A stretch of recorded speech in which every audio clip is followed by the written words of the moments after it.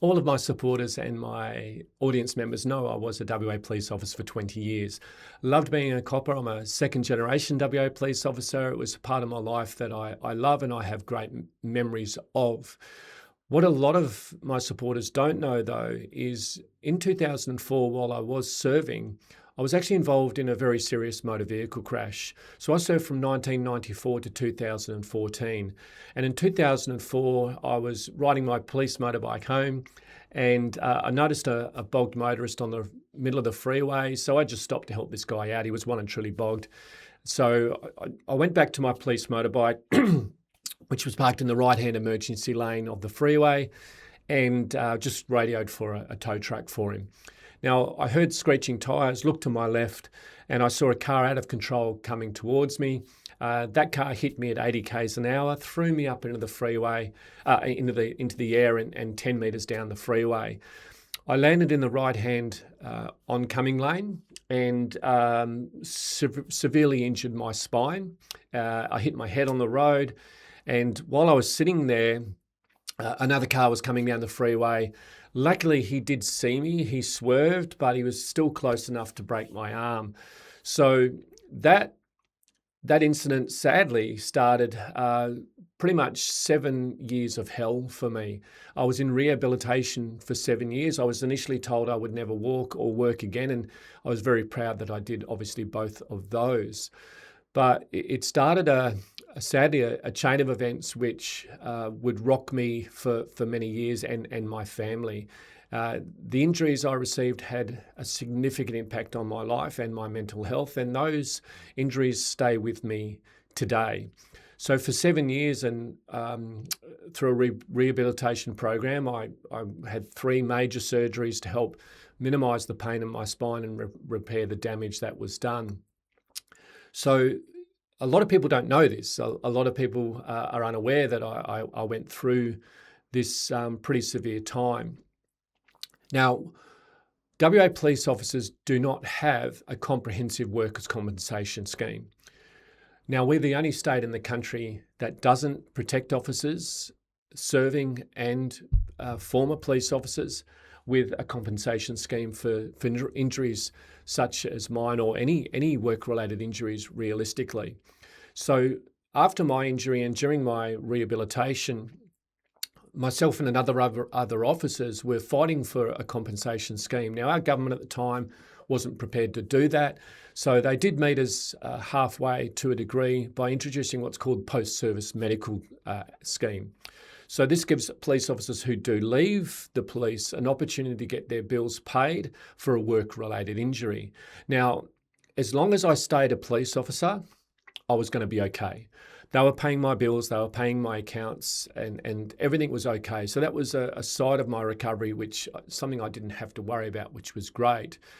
But when I chose to leave the WA Police in 2014, I took a significant risk because at that stage, I was going to be responsible for my own medical costs for a work-related injury, which was not my fault.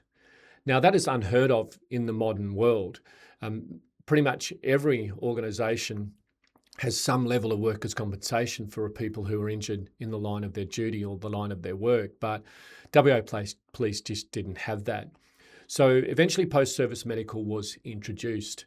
Now, the reason I share this video with you is to bring to light the inadequacies and the unfair nature of this scheme, and more importantly, where they're failing WA police officers, not only myself, but many, many other officers who've contacted me over the last couple of months as a result of this incident coming to light. Now, in 2012, so my compensation insurance claim with the Insurance Commission of West Australia, because mine was a motor vehicle crash. I was lucky. I was hit by a car. Many other officers who aren't lucky enough to have Insurance Commission motor vehicle cover are even more seriously denied and undervalued as a result of this lack of compensation. So I put in a claim for a motor vehicle insurance claim, and that took 8 years to settle, obviously because of the severity of my injuries and the long-term impact they were going to have on me. So in 2012, I received a settlement. As part of that settlement, $35,000 was provided for my future medical costs. Now, that was quite concerning for me. Now, up until that stage, over my recovery, the WA government had spent almost $300,000 on my recovery as a police officer. That included surgeries, that included rehabilitation, hydrotherapy, physiotherapy, let alone hospital stays and all that sort of stuff as well. So it was a significant cost. Now, that was only over an 8-year period. So the fact that the Insurance Commission in West Australia said, here you go, here's $35K, which was going to cover me for the rest of my life, was quite concerning, because that was a considerably low amount of money. So we questioned that, obviously, within the process of the insurance claim. And I was told by one of the executives there that, Paul, you're going to get post-service medical when you leave the WA Police. So you'll be able to make access to the Insurance Commission when you leave the WA Police and get your bills paid. So we're not going to pay you now and then pay you again later. So our choice and our decision is to pay you the $35K, which is, yes, a minimal amount, but you'll be able to get your bills paid a bit later on. So I was happy with that. No worries, that makes sense. I'm more than happy to accept that and get access to post-service medical when it was introduced. We now push forward 12 years later to 2026. And I started having to speak to a couple of medical professionals as a result of the issues I was facing with my back and, of course, with my PTSD as a result of the injuries I received. Now, from 2012, when I received that $35,000, right up until 2026, I was paying my own bills. And again, this was a work-related injury. That was not my fault. But some people have criticised me for that. Okay, well, Paul, why were you paying your own bills? You should have put in claims for post-service medical. Well, the taxpayer had already paid almost $300,000 for my recovery. So I didn't want to burden them further. And I felt almost obligated to sort of minimise that cost. And I know that sounds naive and that might sound a little bit deflective, but hey, that's what I did. Okay, the claim process is quite elongated, so I was frustrated to put paperwork in. So I just thought, oh, hey, I've got the ability to do that, so I'll pay my own bills. So from 2012 to 2026, I've paid $135,000 out of my own pocket for a work-related injury. So after seeing a couple of professionals, I was paying the accounts myself when one of my professionals said, Paul, why are you paying this yourself? Put in a claim, okay? The Insurance Commission should be paying this. The police department should be paying this. So I did that, and I was then advised as a result of submitting that claim by the Insurance Commission in West Australia that I was not eligible for post-service medical.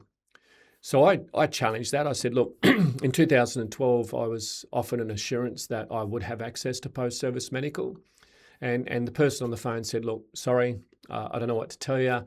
The way the legislation is written is if you receive compensation for any amount of compensation for the same injury, you can't make a claim through post-service medical. So I tried to emphasise my case, emphasising quite clearly the assurance I was made or given in 2012, but they said, sorry, too bad, so sad. They even accused me of double dipping. And I was really frustrated with that because I said, hold on, double dipping. I've been paying my own bills for 12 years. Okay, so you're accusing me of double dipping. You ripped me off in 2012 by giving me a very minimal amount. And now, 12 years later, you're still refusing to pay me and accusing me of double dipping. So I took great umbrance at that, but hey, that's where we're at, and I understand that. So for me now, it's just trying to continue to build awareness of exactly how flawed this system is. So I contacted the media, my friends in the media, and we did a story on how this system has failed, and more importantly, how I've been let down, and the promise they gave me, they've walked back on that. I contacted the Police Minister, Mr. Reece Whitby, MLA, and that was over 8 weeks ago now, and I still haven't heard back. I also contacted Minister Rita Saffioti, who is the person overseeing the Insurance Commission in West Australia, and 6-7 weeks later, still haven't heard anything. Okay, so my argument is WA police officers, both serving and former members, are being ignored by our government in regards to fair and open compensation. And the police minister himself has completely ignored me. Okay. Now, I was contacted directly by Adam Hort, who is the shadow police minister, because I sent letters to Mr. Zemplis and also to other members of the opposition outlining my concerns. And Basil Zemplis straight away, well done, Basil, good work, sent a message straight off to Adam Hort, who contacted me personally in regards to my concerns. Yet our police minister, the person who's supposed to be caring and concerned for the welfare of WA police officers, has ignored me. Okay, Adam Hort threw a question at Mr. Whitby 3 weeks ago now in federal parliament, in state parliament.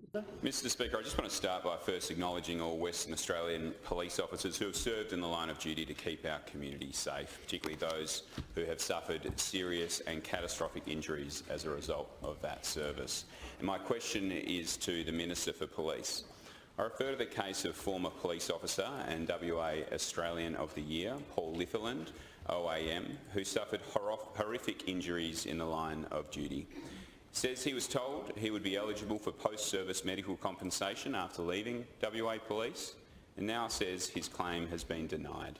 And I ask, has the Minister personally intervened and raised this matter with the Treasurer?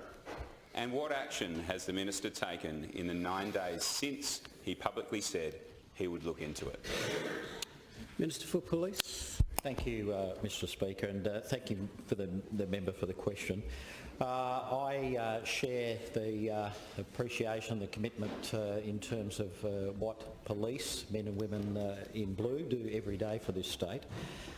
Indeed, Paul Litherland was a former West Australian police officer who unfortunately suffered devastating injuries during his service on a freeway where he'd stopped to assist a motorist, and he suffered devastating injuries which affect him to this very time. He's had to live with them.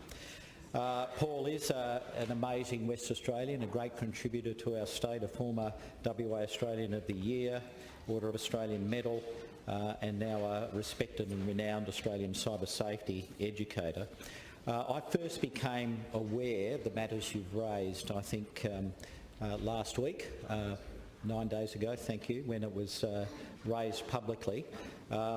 Mr. Litherland had contacted the media in terms of after receiving or making a phone call to Equa, I believe. Now, I think that the history of this case was that Mr. Litherland was awarded an amount of money and advised that while he considered that amount moderate, that there was potential for future compensation under the post-service medical compensation arrangements. And then, of course, he had not made any claim in that area, and just recently I think he made a phone call when he sought compensation from Equa and was told he was not eligible. Now, I immediately on that day and said publicly, I had my office inquire with Equa about the situation, about his eligibility. I don't have any formal response to those inquiries, but they were made on the day I became aware of this issue. I have enormous empathy for Mr. Litherland and his situation. his service and his ongoing issues around his injury. And as I say, I have reached out.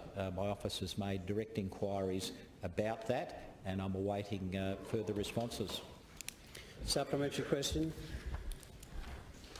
Minister, 9 days ago you committed to looking into this case. Not you, not your office, you committed to looking into this case. Explicitly, Member for Kalamunda.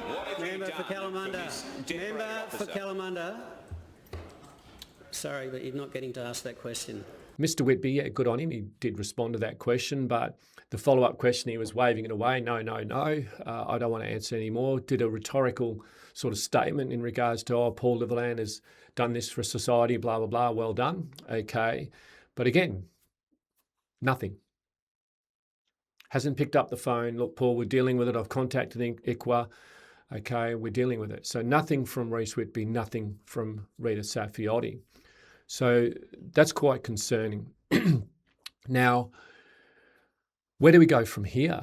And I've been failed by a system that is unfair, it's unequitable, and more importantly, it doesn't take into consideration individual status. What I mean by that is, sadly, ICWA, the Insurance Commission of Western Australia, just see my file, as others, as just a file on a desk that they're trying to get rid of. Okay, they want to save money. Hey, that's their goal. Good on them. All right, they want to save money. But I've been inundated with calls, emails, and messages from former and serving WA police officers who've also been failed by the system. And we need to address this. We need to act on the abandonment that police officers are facing for injuries they've received serving our community. So this needs to change. One officer in particular has contacted me. He was set alight, okay, by an offender. So threw an accelerant on him, then threw a match at this officer, and that officer received some pretty severe burns. Now he's okay now. He went through some rehabilitation. Okay, his bills were being paid because he was a serving police officer, and within a few months, he was back out serving our community. Okay, but the workers' compensation he received, okay, through criminal injuries, he was only offered $1,000. Okay, only offered $1,000. So he was thinking, okay, I've got my bills being paid by the WA police. Okay, the person's been arrested, charged, and convicted. So yeah, I'll take $1,000. Okay. The WA police officer then left the police to continue a career outside of the job. Okay, and a couple of years later, he put in for post-service medical because he needed further surgeries, skin care. Okay, and of course, he was now experiencing PTSD as a result of the crime. But the Insurance Commission said, sorry, you've already received compensation, $1,000, so we're not going to pay you anything. And I'll add this, the person who set him alight went to prison for 2 years. That person got a job in jail, okay, working in a trade area. That person was paid $1,800. So our government was happy to pay the criminal $1,800, but the victim of a crime, here you go, here's $1,000.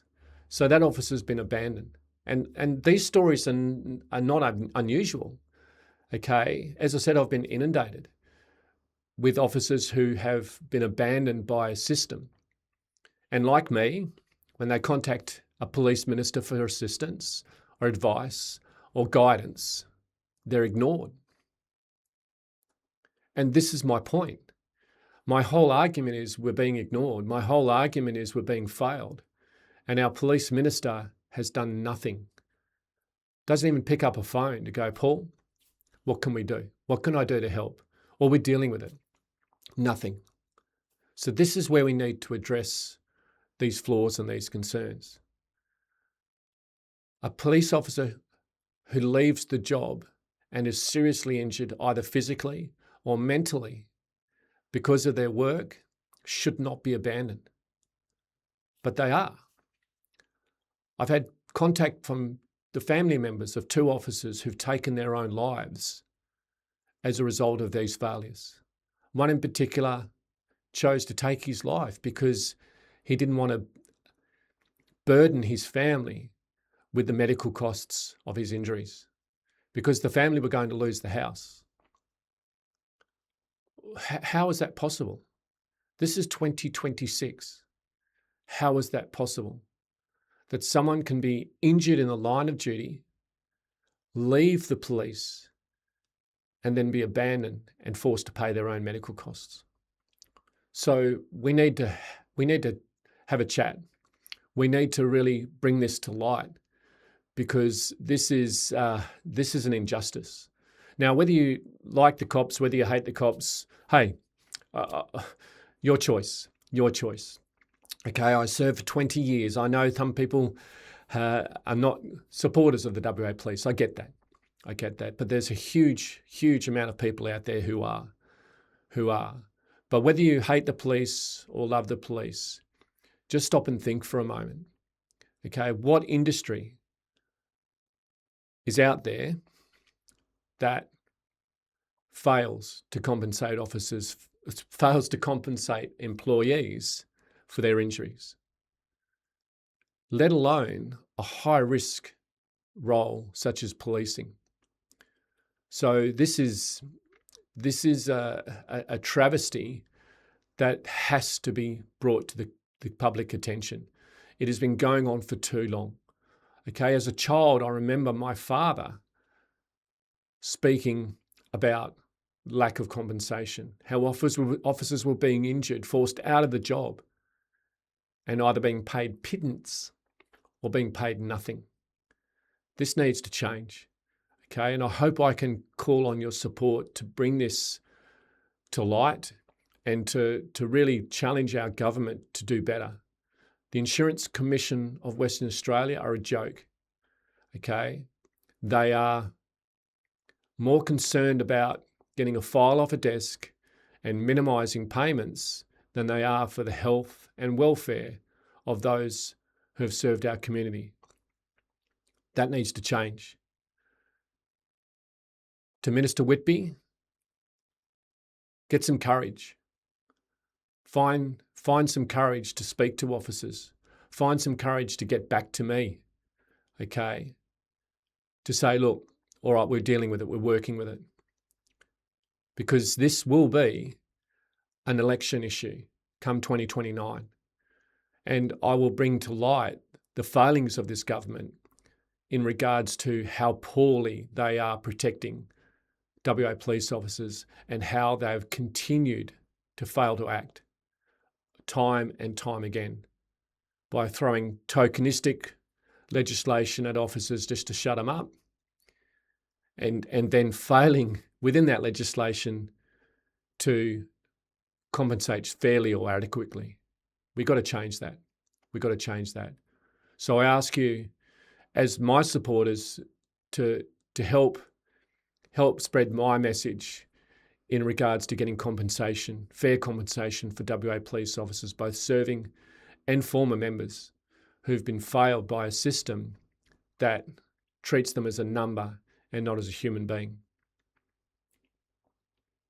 I ask you to visit the petition that I have posted on the screen here and to sign that petition and read a couple of the stories on that petition in regards to how police officers are being failed. And I ask you for your support. Thank you so much.